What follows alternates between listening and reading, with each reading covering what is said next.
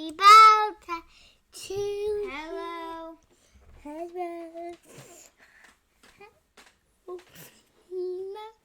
Sing your happy birthday. Happy birthday to you. Happy birthday to you. Happy birthday. Whose birthday is it today? I don't know. I didn't know either. You don't know either? Is it Stop. happy birthday to All right. Happy Are birthday you to done? who? All right. What are you going to tell him? He man. Hey, man. All right. What do you tell him? Bye. Is Marty on here? I don't know if Marty's on there or not. Wave to him in case he is. Say, hey, Mr. Marty. Hey, Mr. Marty. Is you on here, Mr. Marty? All right. Is Mr. Marty? All right. Tell him bye. Say, see you next week. See you next week. All right. Today is a little bit later than usual because we're having technical difficulties. The computer was not wanting to work, and then when it started to work, it had this huge update or something it said it had to fix. And hopefully the picture is a whole lot better on your end than it is on my end because it's really bad. But we're late, so we're going with it. So today we are talking about Ithamar, and Ithamar is the list maker extraordinaire. And as I get older, I make a list. I literally have a list that I bought, and it has Monday or a pad of paper, and it has Sunday through Sunday on it, Sunday through Saturday, and it has about 6 different lines each day. And I use that notepad of things I know I've got to get done. Okay, I got to get done this load of laundry because we need this piece of clothing for tomorrow, or I need this because of whatever. So I have that list. Then I know some people, which I've tried to do this and it never works out. I've made the list, but it never works, that you have a list of food for the week. You're going to sit down, and on Sunday we're going to have this, and on Monday we're going to have this for breakfast, lunch, and dinner, and on Tuesday, and you go to the grocery store and you have all this stuff, you know exactly the ingredients you need, and each day you check off that list. Or I know some that go to the store and they make all their meals for the week on Sunday, and you just go in the refrigerator and you just pull out what you want the rest of the week. I wish I was that way. I've tried that. It don't work. I'll make a list, and then something will come up and we won't be home one night. Or I won't fix the hamburger meat by the time that it needs to be fixed, and then it expires, and that bothers me. I can't stand meat to go bad. That really bothers me. So that list for me is out the window.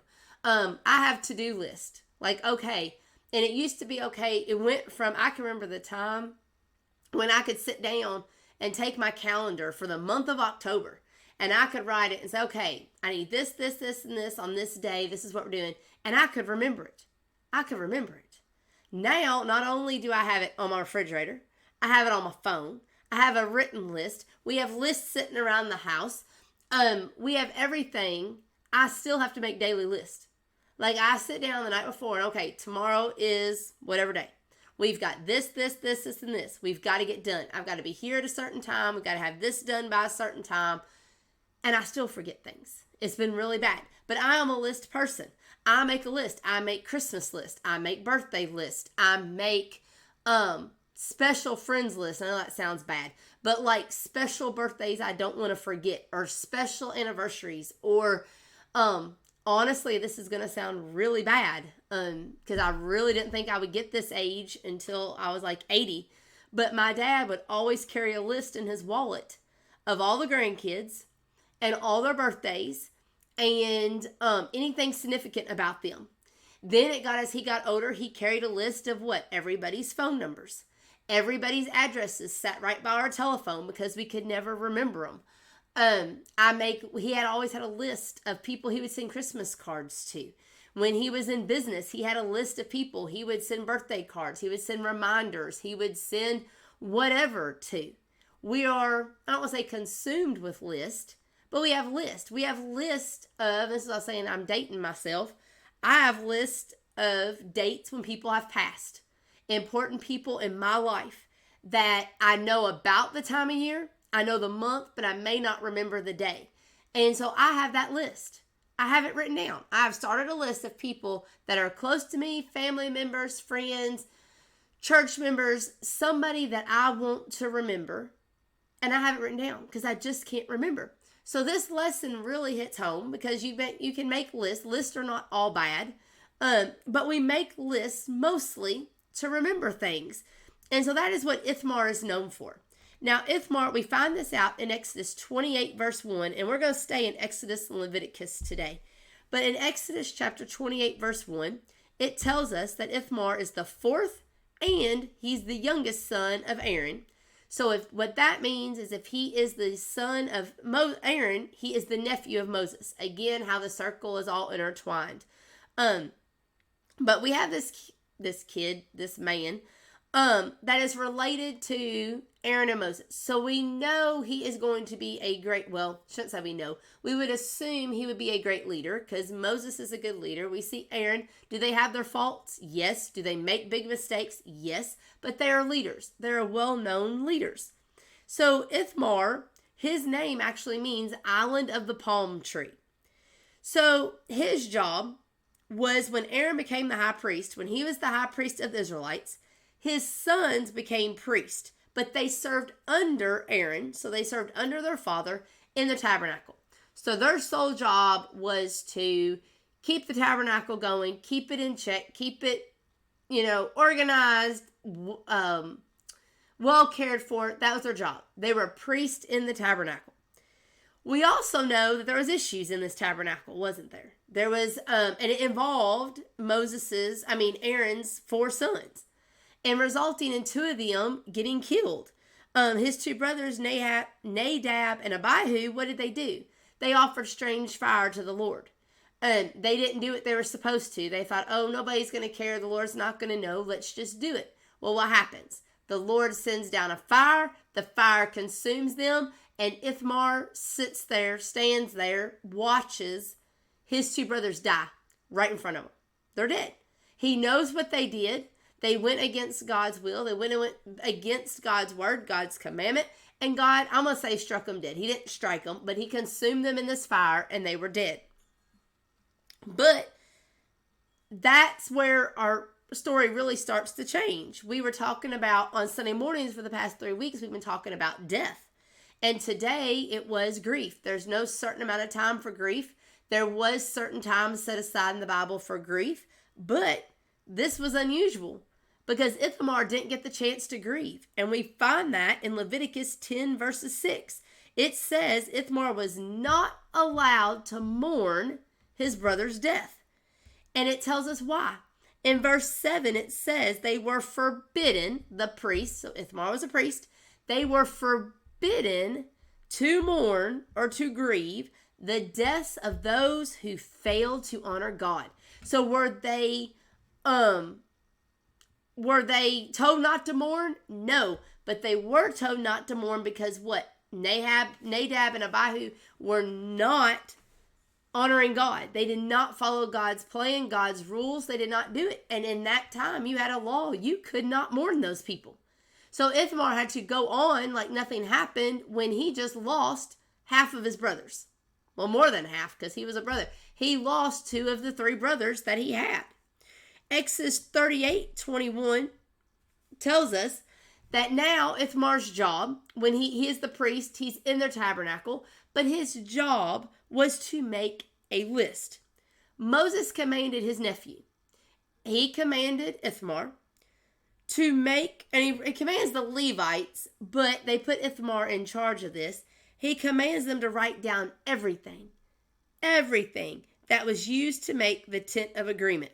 So Ithamar was the head of this job. This was his sole responsibility, was to write down everything. All the gold, all the bronze, anything they used, any metal, anything, any fabric, anything they used, he had to make a list of it. And he had to tally how much was used, how much money they spent, how much whatever. He had to make this list.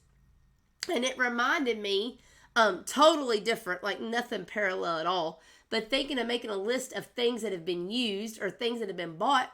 What do they tell you when you have a house? Make a list of what? Everything that's in your house. Because what happens? If you're robbed, if you have a fire, if an earthquake, which we don't have earthquakes, yes, if a tornado around here hits your house, what happens?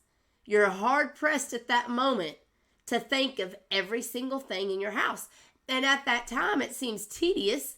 But if we were ever in that situation where we had to figure out, okay, we came home and our house was gone, then you don't have that torture of, or I don't want to say torture, but that, can't think the word, that weight of, okay, I've got to remember everything, every single room. Where did we put this? What was this? Everything. And if you look around your house, you probably could name the majority of things, but I guarantee you, if you started making a list of everything in your house, you're going to forget some things that you thought you had. Or you're going to forget, oh, I didn't realize I had that. That was shoved back in the corner in the cabinet. I haven't used that in years. I didn't know I had it. That's why this list is so important. Moses needed a list of every single thing they used. He wanted to know everything. So that's how Ithamar got the title, the human title, the worldly title of list maker, because that was his job. He had to make lists. So what can we learn from list makers? What can we learn? Some people will say you're crazy if you make a list. Some people can't stand lists at all. They feel the pressure of if they have a list in front of them and you got to check it off, that they're just not going to get enough stuff done. To other people, it's the total opposite. They feel productive when they see things checked off that list. But what can we learn from this list maker? Number one, we can learn that Ithamar continued to serve God in the midst of personal sorrow. So we know that he lost his brothers. He kept going on, even though two of his brothers had died. He had to keep going.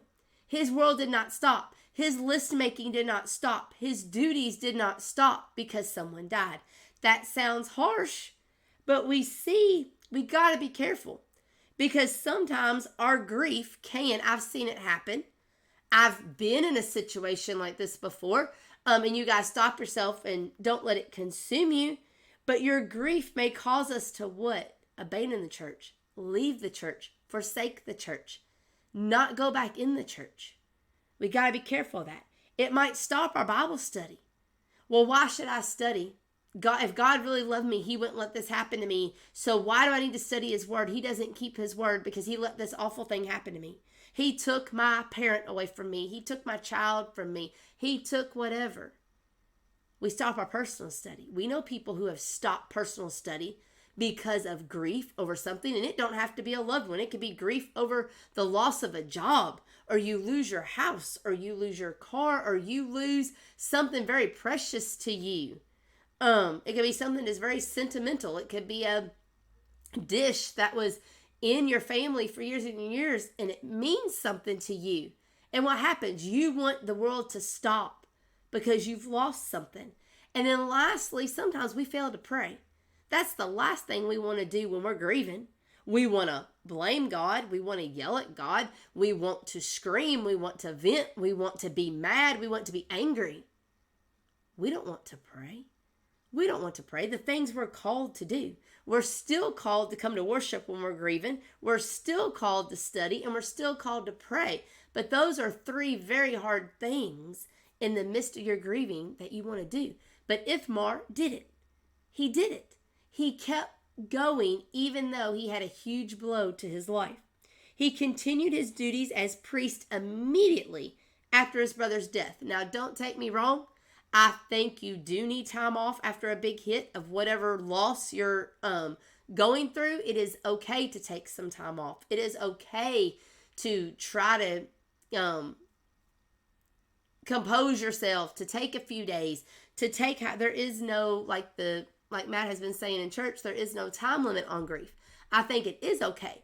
But in Ithamar's situation, he didn't have that time. He immediately kept going, and he never forsaked God or his service to him. And that's the main point. Even if you take time off, even if you take time to grieve, we cannot forsake God. We cannot just abandon him and leave him. That's not what we're supposed to do. The second thing we can learn is Ithamar took on great responsibility for the Lord. So he took on even more. Numbers 4:21 through 25 tells us that Ithamar was in charge of 5,830 workers. This was no small task. He had a job that required him to be dependable and accountable. I have trouble keeping charge of 2 of my children. 2. He had almost 6,000 people underneath him, working for him, that he had to keep on track, that he had to keep them accountable. He had to keep them doing what they were supposed to do. And he kept on doing it. He never forsake the responsibility. He just kept on, I won't say kept on taking it, but he knew he had a responsibility to the Lord and he fulfilled it. Even with all this going on, he fulfilled it. Thirdly, he worked according to God's will. So we've been talking about list after list after list, and Ithamar's making this list of all the things about the tabernacle. But that's not the only list. And I've only named probably maybe 7 that we're going to go over really quick. But think of all the lists in the Bible. When I was doing this, I'm kind of surprised it wasn't mentioned. But the list that I think of are the genealogies in the Bible. What is that? That is a list. So-and-so begot so-and-so, and so-and-so begot so-and-so, and on and on and on. And sometimes for chapters, it goes on. What about the 10 Commandments? It's a list. The fruit of the Spirit is a list. What about the 12 apostles? What do? We sing a song, and what do? They're a list, 1 through 12. Jesus called them one by one. And then you list, what do? You list in a song, Peter, Andrew, James, and John. You're making a list. First Chronicles, you have list of the Israelite families. You have list of David's men. In Ezra, you have list of items bought from the Lord's temple when they came back from Babylon. In Nehemiah, you have descendants of Israelites in Jerusalem. And you have a list of all the singers, the gatekeepers, the temple servants. In Proverbs chapter 6, verses 16 through 19, what do we have? The 7 things the Lord hates or detests or despises. 7 things. What is that? A list. Galatians 5, 19 through 21, what do we have?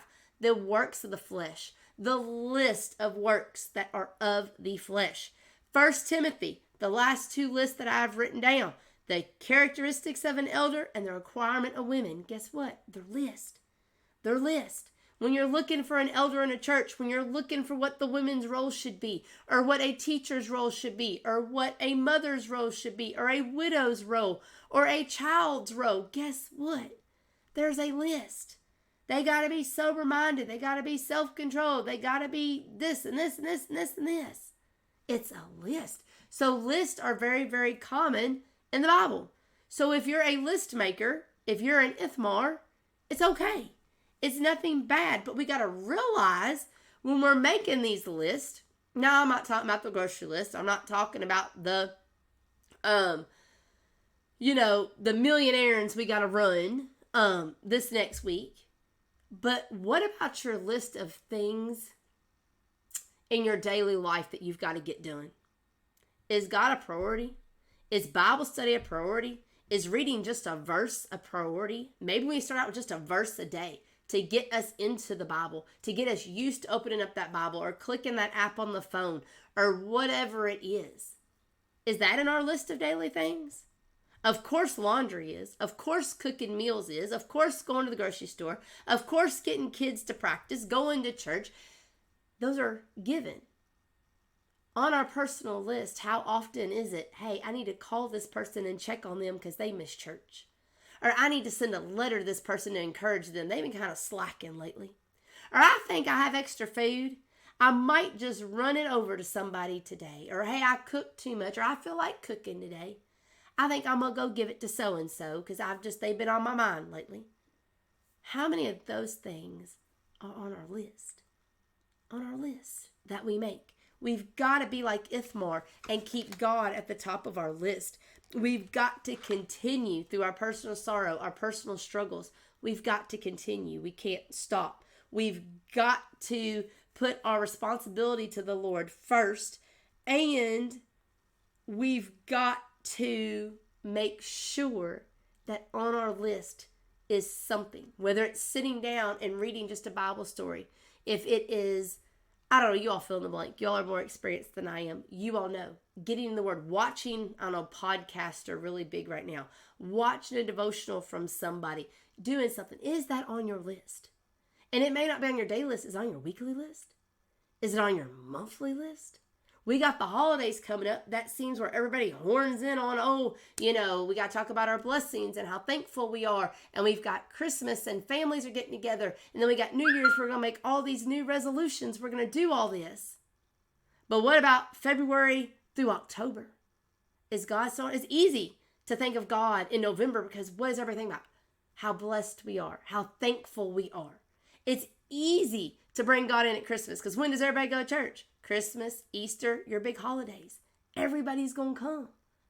Even the ones who don't come, they're going to come on those special days. It's easy to focus on God on those holidays. It's easy to focus on God in January because that's our New Year's resolution. We're going to read through the Bible for the year. We're going to do this study book for the year. I'm going to set up a Bible study. We're all ready to go. We're hot and heavy. And then what happens? February comes and we're not done. We didn't do it. We need to continue our service to God no matter what may be going on in our lives. We need to take responsibility for the work of the Lord, doing whatever we can to serve Him. And we need to do it all according to God's will, even if that means making lists like Ithamar. We have to make sure our service to God does not stop. So be like Ithamar. If it helps you, make a list. If it doesn't help you, it's okay. But I never thought about all the lists in the Bible. All the things we could sit down, and there are tons more. All the things. And I think of Proverbs 31. Everybody talks about that being the woman you should be. What is that? It's a huge list of things women should be. A huge list. What is the love chapter? It is a list. 1 Corinthians 13, a list of things that love is, things we should be. So that is our devotional for today. Next week, we will talk about Caleb, and it's don't go with the flow. So I hope everyone has a great week, and I will see you all here next week.